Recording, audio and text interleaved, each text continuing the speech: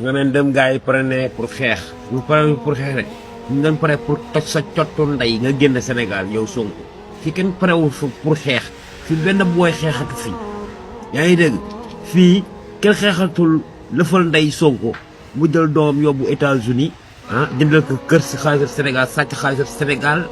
tabaxal say doom ah Madiambal Diagne nee ne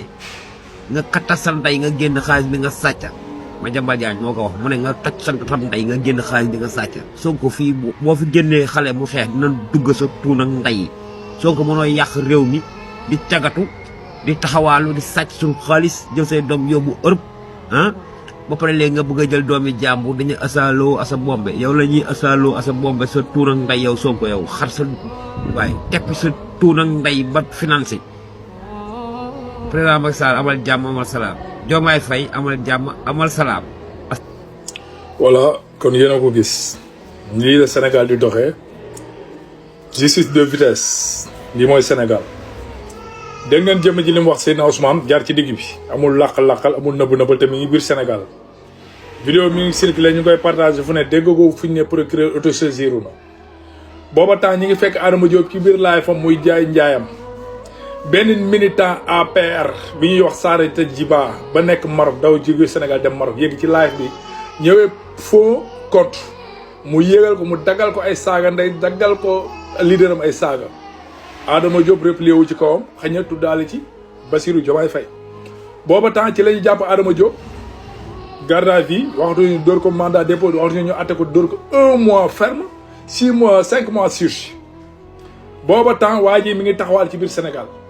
ñuy waxati ñu jàpp ku mel ne Ndiaye Touba lam ñu daaru Oustaz Thiep ci lan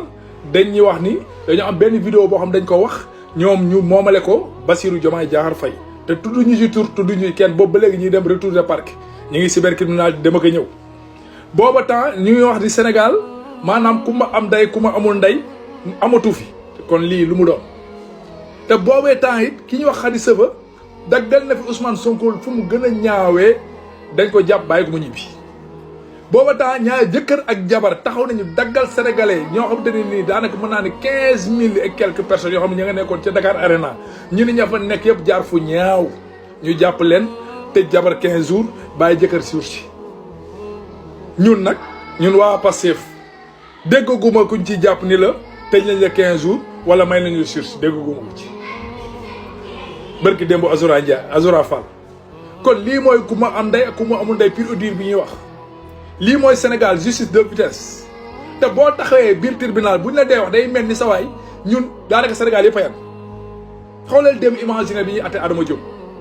liñ doon confirmer di ko wax Adama Diop baat yu ñaaw buñ ko waxoon sa waajur buñ ko waxoon nangam te pourtant chaque jour ñu dëgg ko di ko wax président assemblée nationale gis ngeen dégg ngeen waa ji